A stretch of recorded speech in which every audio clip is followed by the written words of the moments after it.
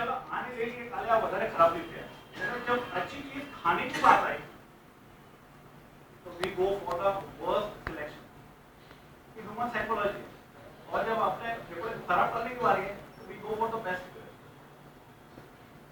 इसी तरह से जब आपने कुछ अर्निंग करना है, कमाना है, तो हमेशा ये चाहेंगे कि अच्छी कंपनी में जॉब करे, अच्छा बिजनेस करे, अच्छा प्रॉफिट करे, तो उसके लिए रात दिन नहीं करते हुए पसीना बहाएंगे कमाने के लिए।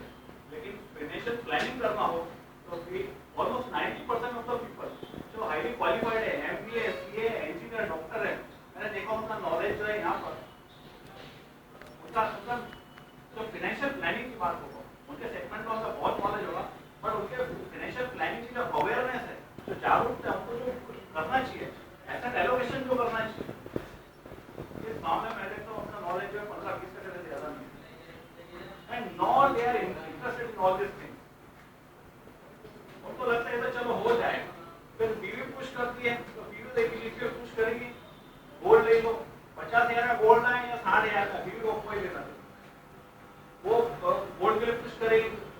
आपका जो जेंटलमैन होता है, पुरुष वर्ग होता है, उसका इंटरेस्ट होता है बस रियल एस्टेट, जमीन, प्रॉपर्टी, फ्लैट, बंगले, ये दो ही जगह, पत्नी गोल्ड में डलवा दिए, ये प्रॉपर्टी के अंदर, बाकी सारी चीजें छूट गया। जो इंपॉर्टेंट जो असेट क्लासेस है, इक्विटी एंड डेट, वो दोनों छूट गया। फाइनेंशियल प्लानिंग यदि शॉर्ट में भी कहा जाओ तो financial planning is nothing but good risk adjusted asset allocation is for your financial plan. You should never put all of your eggs in one basket. एक बास्केट में पूरे अंडे मत डालो। आपका फंड वाइज भी fund house wise asset allocation होना चाहिए, एसेट वाइज होना चाहिए, इंटर एसेट होना चाहिए, इंट्रा एसेट होना चाहिए, अक्रॉस ज्योग्राफीज होना चाहिए। पूरा पैसा हिंदुस्तान के फंडों में मत डालो। कुछ चित्रों में मैंने इंटरनेशनल फंड के अंदर भी इन्वेस्टमेंट करवाया है, तो इंटरनेशनल फंड के लिए जरूरी नहीं कि हिंदुस्तान की इकोनॉमी और चाइना की इकोनॉमी साथ साथ अच्छा करेगी। कभी ऐसा हो सकता है कि चाइना की इकोनॉमी अच्छा करती है, तो कुछ अपने इंटरनेशनल डाइवर्सिफिकेशन में हमको करना चाहिए ताकि यहाँ यदि गड़बड़ हो वहाँ हमको लाभ मिल सके।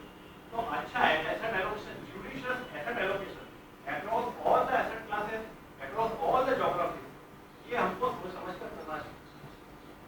और एक चीज, जो लोग पिछले 1-2 साल से जिन लोगों ने प्रॉपर्टी के अंदर इन्वेस्टमेंट किया है, उनकी खुद की आपूर्ति है।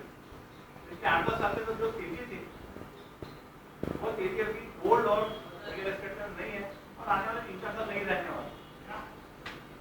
और अभी सिटी ग्रुप में तो 2 दिन पहले वो आया है कि यदि मोदी आ गया तो रूपी जो है 30 से 40% एप्रिशिएट होगा। ये तो समझ जाना जरूरी, खास बहनों के लिए मैं बोल रहा हूँ, समझ लेना है। इंटरनेशनल मार्केट के अंदर गोल्ड ने 2011 दिसंबर के अंदर जो पीक बनाया गोल्ड ने, डॉलर के अंदर LME लंदन मेटल एक्सचेंज के ऊपर रेट होता है, वो रेट देखने का, या अपने रुपये वाला अहमदाबाद का रेट नहीं देखने का। जैसे $2,000 पर आउंस यानी वेट का हुआ है, तब ग्राम होता है आउंस में, $2,000 कैसे भाव बनाया। अभी कल का भाव है 13 से 34 का, कम से कम 35% रेट होगा डॉलर टर्म्स के अंदर, जो कि जेन्युइन रेट है। 2 साल के अंदर गोल्ड 35% टूटा, 2013 के अंदर 28% टूटा। किसी भी एनजी से पूछ लो, किसी का अफसोस है, आपने वीडियो करके आमद गिरी है ना, इक्विटी के अंदर 10-20% इधर उधर हो गया, जानते हैं। प्रॉपर्टी के अंदर पिछले 1-2 साल के अंदर आपका मतलब 20 से 25% का फॉल है प्रॉपर्टी में। अकेले वापी के अंदर म्यूनिसिपैलिटी का रिकॉर्ड है 3,000